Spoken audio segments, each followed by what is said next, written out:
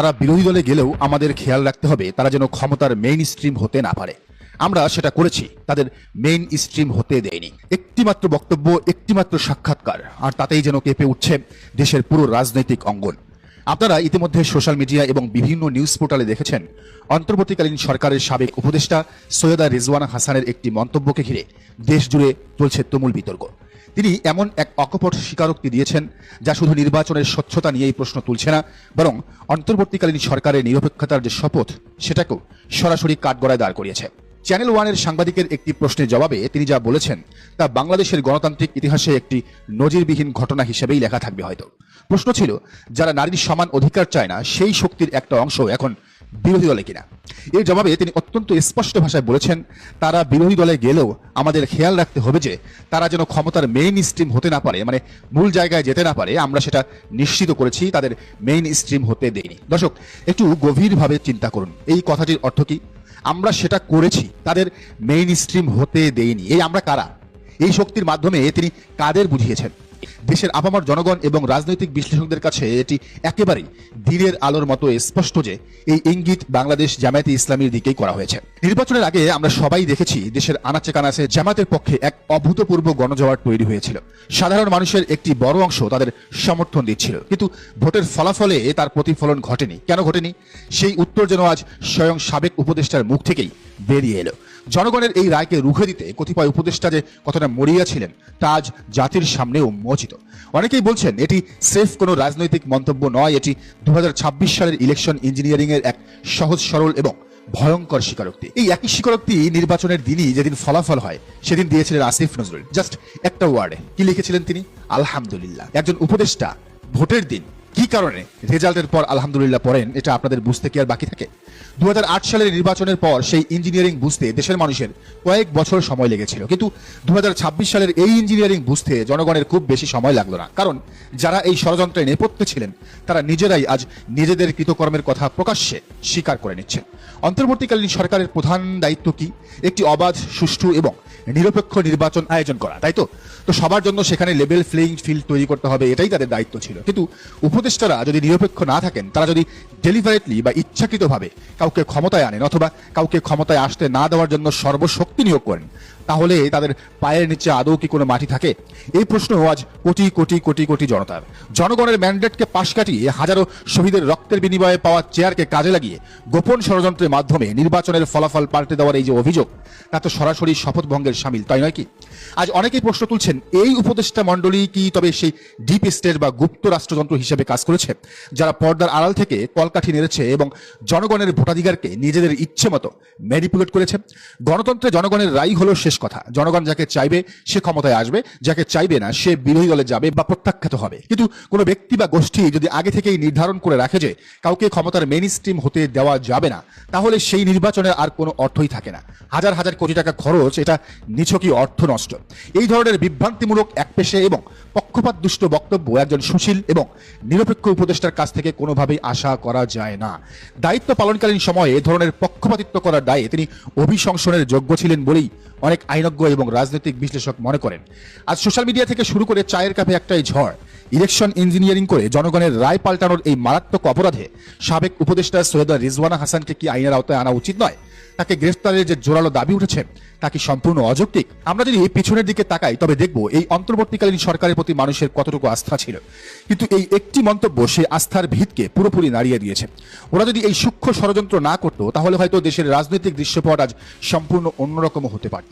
একটি সুনির্দিষ্ট রাজনৈতিক দলকে ক্ষমতার বাইরে রাখার জন্য রাষ্ট্রযন্ত্রের এই নগ্ন ব্যবহার কোনোভাবেই সুস্থ রাজনীতির পরিচায়ক নয়। এই স্বীকারোক্তি প্রমাণ করে যে নিরপেক্ষতার আড়ালে আসলে কতটা গভীরভাবে পক্ষপাতিত্বের বীজ বোনা হয়েছিল।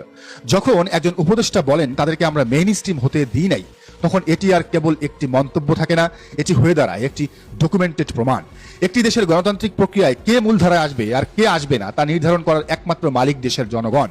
ব্যালট পেপারের মাধ্যমেই সেই সিদ্ধান্ত আসার কথা, কিন্তু সেখানে যদি আগে থেকেই কোনো ছক কষা থাকে তবে সেই নির্বাচনকে কি আর নির্বাচন বলা যায়? আজ সাধারণ মানুষের মনে যে ক্ষোভের সৃষ্টি হয়েছে তা অমূলক নয়। আগামী দিনে এই ইস্যুটি দেশের রাজনীতিতে কি প্রভাব ফেলবে তা সময়ই বলে দেবে। তবে এতটুকু নিশ্চিত করে বলা যায় যে জনগণের ভোটাধিকার নিয়ে সিনেমিনি খেলার এই ইতিহাস জাতি খুব সহজে ভুলবে না রিজওয়ানা। আজ রেজওয়ানা নিজেই প্রকাশ্যে ইলেকশন ইঞ্জিনিয়ারিং এর কথা স্বীকার করে নিচ্ছেন। এর মানে কি দাঁড়ায়? এর মানে হলো ভোটের মাসকে কেবল কাগজে কলমে সাজিয়ে জনগণের রায়কে পুরোপুরি উপেক্ষা করে ফলাফলকে রীতিমতো টেবিলে বসেই গড়ে তোলার যে ভয়ঙ্কর খেলায় তারা জড়িত ছিল তা আজ আর কোনো বিরোধী দলের নিছক অভিযোগ নয়, এটি তাদের নিজেদেরই দেওয়া সরাসরি স্বীকারোক্তি। একটি নির্দিষ্ট দলকে হারানোর জন্য জনগণের ব্যালট নয়, বরং ব্যবহার করা হয়েছে অত্যন্ত কৌশলী এক নকশা ইঞ্জিনিয়ারিং। কাজ করেছে অদৃশ্য এক বোর্ডরুম। জনগণের পবিত্র বিশ্বাসকে সরিয়ে রেখে পর্দার আড়ালে বসে যেভাবে নির্বাচনের ফলাফল ইঞ্জিনিয়ারিং করা হয়েছে, একজন ভোটার হিসাবে এর চেয়ে বড় কষ্টের জায়গা আর কি হতে পারে? আমরা রোদে পুড়ে বৃষ্টিতে ভিজে লাইনে দাঁড়িয়ে ভোট দিই। আমরা বিশ্বাস করি আমাদের ভোটে নেতা নির্বাচিত হবে, আর তারা সেই বিশ্বাসকে নিজেদের নকশা দিয়ে ভেঙে চুরমার করে দেয়, ফলাফল বানায় নিজেদের ইচ্ছা মতো, ঠিক শেখ হাসিনার মতো। আজ হয়তো শুধু ইলেকশন ইঞ্জিনিয়ারিং এর কথা বেরিয়েছে, কিন্তু এই যে সত্য বেরিয়ে আসার ধারা শুরু হলো, কে বলতে পারে কাল হয়তো আরো গভীর এবং অন্ধকার বিষয়গুলো সামনে চলে আসবে। এই পুরো ষড়যন্ত্রের জাল আসলে কতটা বিস্তৃত তা বুঝতে হলে আমাদের রাজনৈতিক ক্ষমতার নেপথ্যের খেলাটা বুঝতে হবে। রাজনৈতিক বিশ্লেষক থেকে শুরু করে সাধারণ মানুষ আজ স্পষ্ট দেখতে পাচ্ছে তারেক রহমানের যে দীর্ঘমেয়াদী প্ল্যান তা এখন একেবারে প্রকাশ্যে মাঠে নেমে পড়েছে। এরা আসলে কি চায়?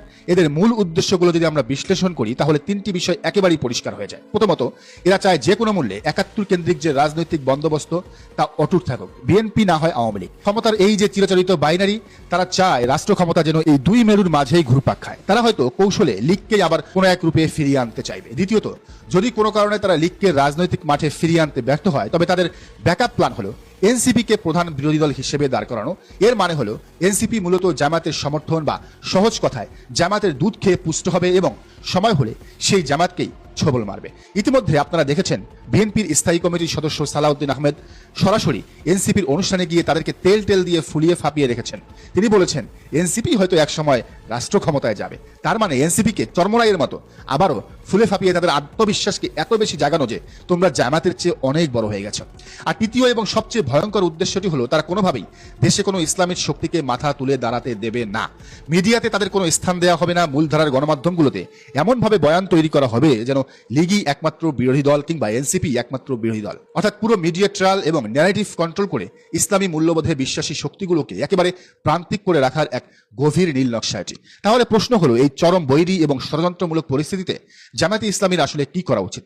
টিকে থাকতে হলে এবং নিজেদের অধিকার আদায় করতে হলে তাদের অত্যন্ত সুকৌশলী রাজনৈতিক পদক্ষেপ নিতে হবে। প্রথমত, জামায়াতের উচিত আগামী স্থানীয় নির্বাচনগুলোতে কাউকে কোনো ছাড় না দিয়ে, ন্যূনতম স্পেস না দিয়ে নিজেরাই লড়ে যাওয়া, নিজেদের মাঠ নিজেদেরই ধরে রাখতে হবে। দ্বিতীয়ত, আওয়ামী লীগ যেন কোনোভাবেই আর রাজনীতিতে ফিরে আসতে না পারে সেদিকে কড়া নজর রাখতে হবে। শেখ হাসিনা মারা গেলে প্রাকৃতিকভাবেই লীগ আরো দুর্বল হয়ে পড়বে, কিন্তু ততদিন পর্যন্ত লীগকে রাজনীতির মাঠ থেকে দূরে রাখার কোনো বিকল্প নেই। এই সময়ের মধ্যে, এই যে বিএনপির যে সরকারের সময়, এই সময়ের মধ্যে তাদের তৃণমূলের সংগঠন একেবারে শক্তভাবে গুছিয়ে ফেলতে হবে এবং সব স্থানীয় নির্বাচনে পূর্ণ শক্তি নিয়ে অংশগ্রহণ করতে হবে। তৃতীয়ত, একটি বিষয় জামাতকে খুব ভালোভাবেই বুঝতে হবে যে প্রতিষ্ঠিত মিডিয়া তাদের কখনোই স্পেস দেবে না, তারা সবসময়ই জামাতকে উপেক্ষা করবে। তাই বিকল্প মিডিয়া বা সোশ্যাল মিডিয়ার উপর তাদের জোর দিতে হবে আরো বেশি। জামাতের উচিত সোশ্যাল মিডিয়ায় যারা অ্যাক্টিভিস্ট আছেন, বিশেষ করে টিকটক, ফেসবুক বা ইউটিউবে যেসব তরুণীর 50,000-এর বেশি ফলোয়ার আছে, তাদের সাথে একটি আত্মিক এবং সম্মানজনক যোগাযোগ স্থাপন করা। এই ছোট ছোট বিষয়গুলি অল্টারনেটিভ মিডিয়াতে এক বিশাল প্রভাব ফেলতে পারে। মনে রাখতে হবে, জামাতকে একটি শক্তিহীন দল হিসেবে দেখিয়ে অন্য কাউকে সামনে আনার যে বদ উদ্দেশ্য বা এনসিপিকে সামনে এনে বিরোধী দলের জায়গা দখল করার যে ষড়যন্ত্র, তা কোনোভাবেই সফল হতে দেয়া যাবে না। কারণ এই দলটা হাজারো শহীদের রক্তের উপর দিয়ে গড়ে ওঠা। এই দলে দেলোয়ার হোসেন সাইদি, নিজামী, কাদের মোল্লা তারা জীবন দিয়েছেন। সেই শিকড় উফরে ফেলার সাধ্য এই টেবিল মেট ইঞ্জিনিয়ারদের নেই এবং অতি দ্রুত এই রেজওয়ানার গ্রেফতারের দাবি জামাতের জানাতেই হবে। দর্শক,